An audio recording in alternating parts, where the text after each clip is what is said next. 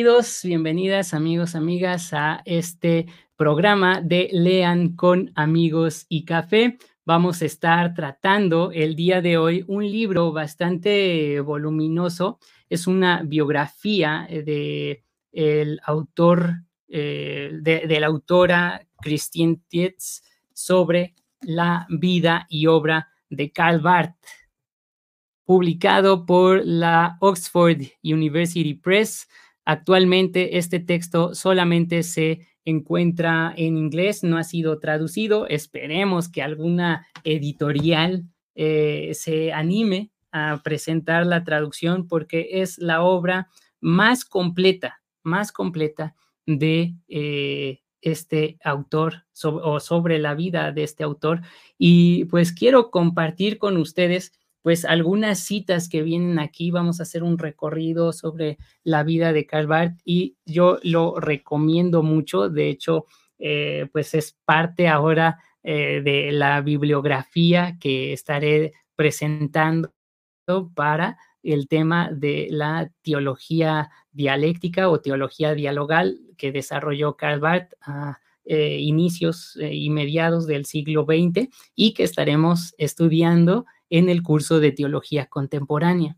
Bueno, hay muchas ideas respecto a Karl Barth en Latinoamérica que realmente no tienen fundamento, pero por lo general lo que se suele decir o conocer acerca de Karl Barth es que fue un teólogo liberal.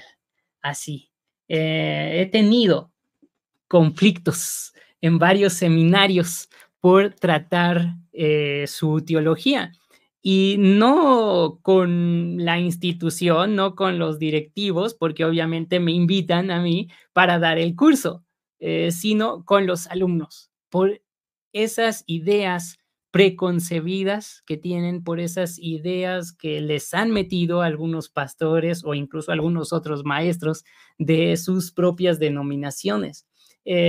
Recuerdo en varias ocasiones en seminarios de denominaciones históricas en los que, tratando el tema de introducción a la teología o teología contemporánea, que son materias que generalmente imparto en estos seminarios, me llegan a decir, no, es que Karl Barth, ¿para qué lo estudiamos si es un teólogo liberal?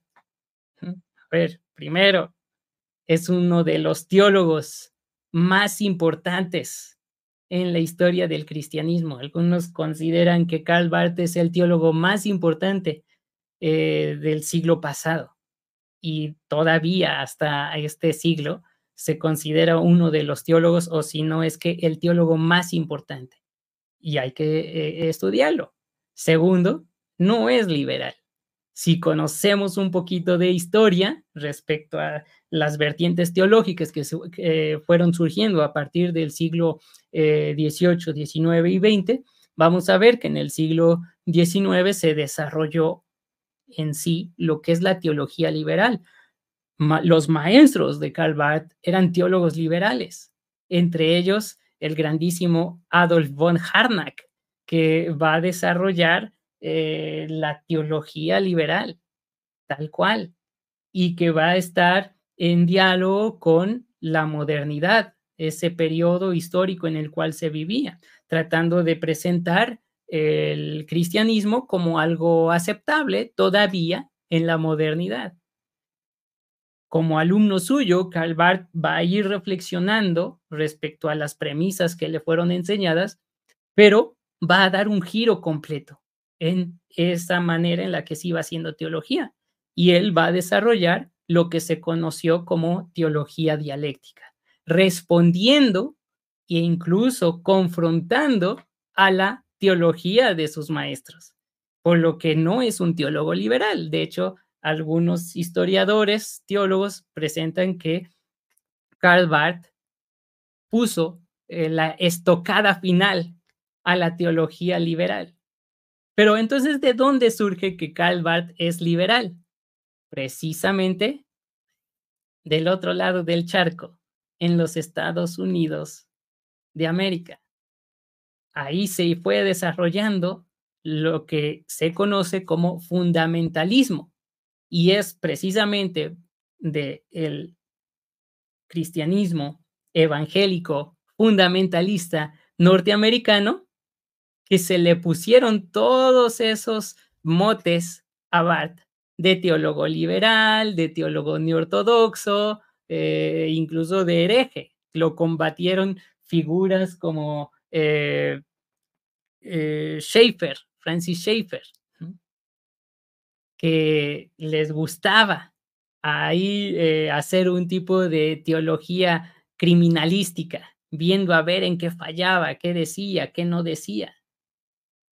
Y en América Latina, desde mediados del siglo XX, eso fue lo que nos llegó.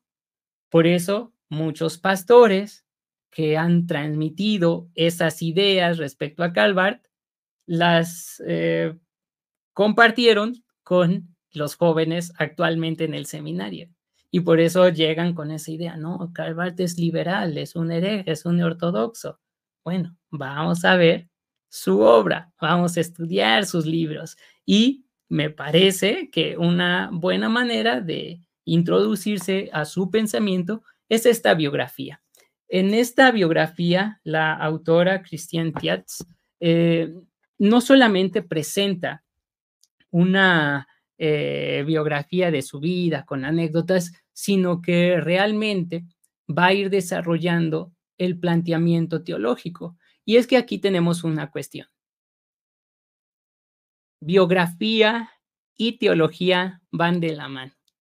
Cuando analizamos la vida de los teólogos, cuando analizamos su trasfondo familiar, las experiencias de vida, las dificultades, la experiencia de conversión que tuvieron, vamos a darnos cuenta del porqué de su teología. Y en el caso de Karl Barth, vamos a ir viendo en este texto cómo se va a ir relacionando su vida y su obra. No se pueden separar. Y vamos a encontrar en este texto, principalmente biográfico, pero también teológico, su vida y su obra. Así que yo les recomiendo mucho este texto, esta biografía de Karl Barth, y me gustaría saber, a lo mejor de su parte, si hay alguna pregunta, algún comentario respecto a lo que han escuchado o lo que han leído de Karl Barth, propiamente de él o acerca de él. Eh, este texto lo estuve leyendo justo antes de irme al hospital y me encantó. Por ejemplo, respecto a este trasfondo que les decía de su familia, es interesante saber que el papá de Karl Barth era pastor, y eso yo no lo sabía, por ejemplo, ¿no? Aquí lo voy a encontrar, era pastor, y algo interesante que encontré en los primeros capítulos es que Karl Barth, siendo un joven estudiante todavía, ya empezaba a publicar y empezaba a publicar artículos que tenían una muy buena circulación, no solamente dentro del ámbito académico, sino también social. Y sus artículos eran a veces demasiado creídos, ¿no? Con mucha autoconfianza en lo que escribía, muy prepotente, podríamos decirlo así, culpa de los primeros años en el quehacer teológico, de la inexperiencia y del orgullo. Y algo que me gustó aquí es que el papá de Karl Barth le hace una recomendación respecto a sus escritos publicados. Y tiene extractos esto, y quiero traducirles esta porción, desde una carta de el papá de Karl Barth a su hijo, y le dice ahí: "Estoy muy, I am pleased, estoy muy alegre de toda la atención que estos artículos puedan generar hacia ti en Alemania. Yo no soy quien prepara el camino de tu vida. Dios lo debe de hacer.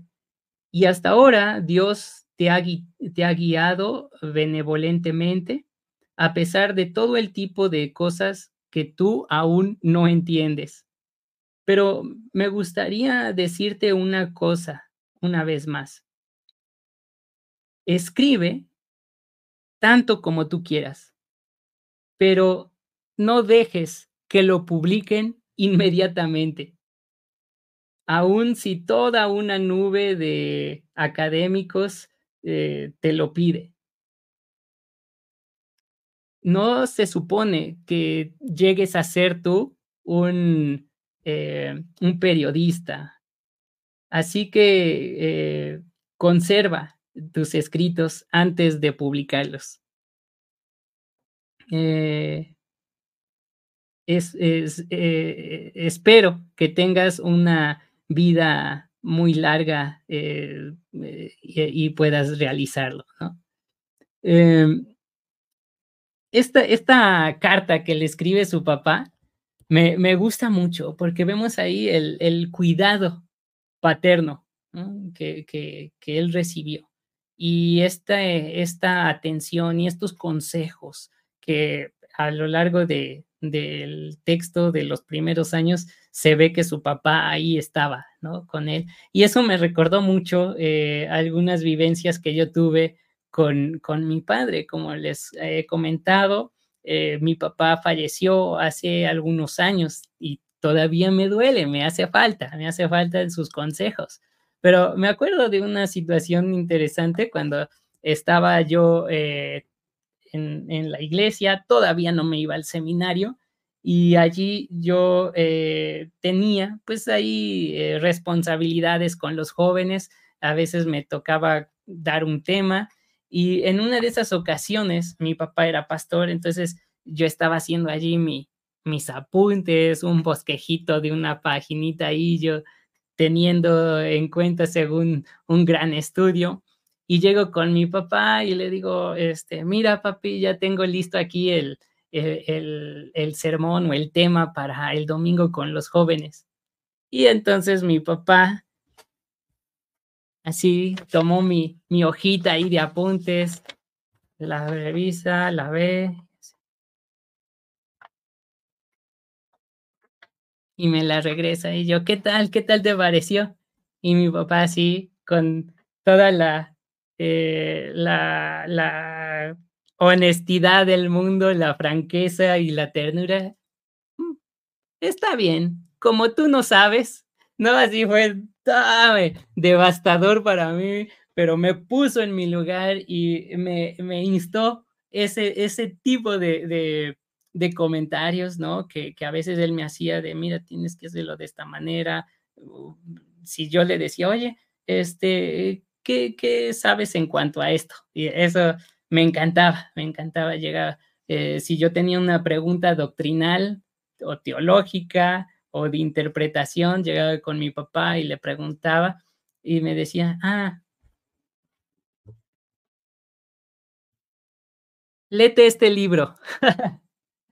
Así, sacaba su libro de ahí del librero que tenía, y él sabía, okey, ¿quieres aprender de esto? Léete ese libro, ¿no?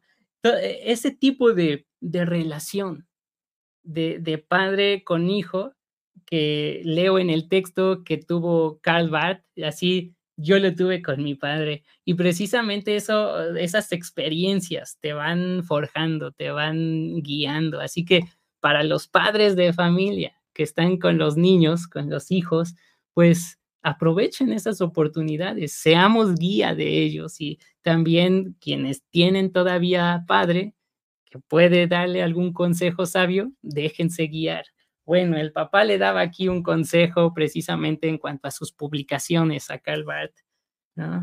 Em, de hecho, yo soy de los que llega a apuntar en los libros. Tengo la costumbre de hacer mis anotaciones ahí en los márgenes de los libros, y aquí puse: "Las citas sobre los consejos de su padre son hermosas. Me hace preguntarme ¿qué me habría dicho mi pa respecto a mis libros? En particular, el del credo, y pongo aquí: "¿Cómo me haces falta?", ¿no?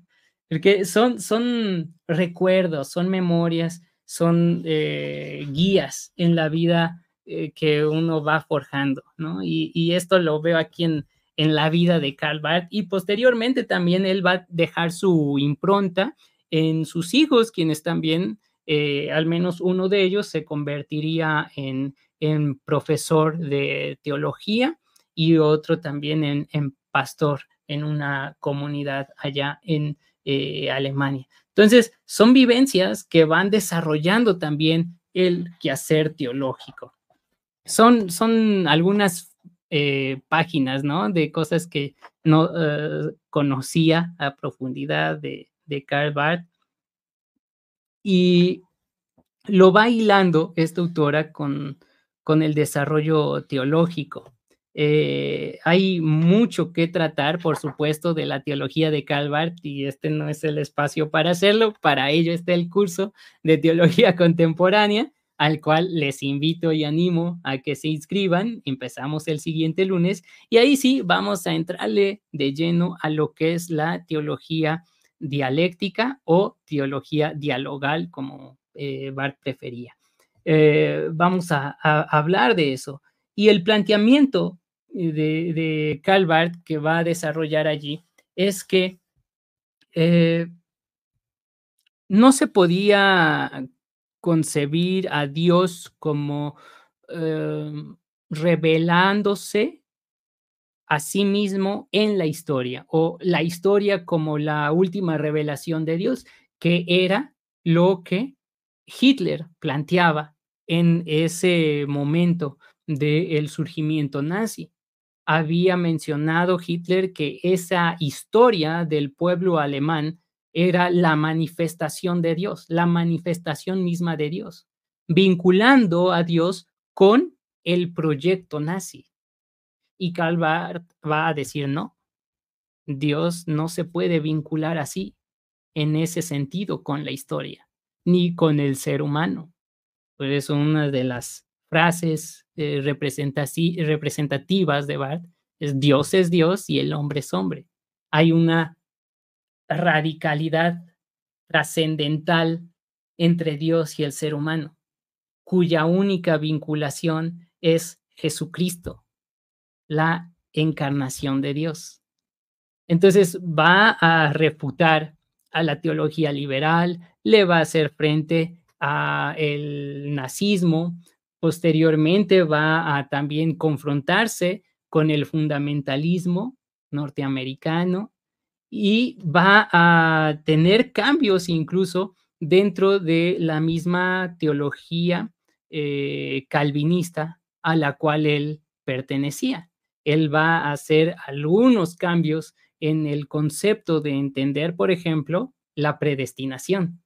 Por eso es que en los ámbitos de la iglesia presbiteriana, aun cuando Karl Barth fue calvinista, no lo quieren, lo rechazan por completo, porque llegó ahí a modificar un planteamiento esencial para esta denominación. Así que es un texto muy profundo en cuanto a la teología de Karl Barth y lo va hilando con su biografía. ¿Qué les parece? Me gustaría escuchar si hay alguna pregunta, algún comentario respecto a Barth que han escuchado acerca de él y lo podemos platicar aquí o en el curso con mayor detenimiento.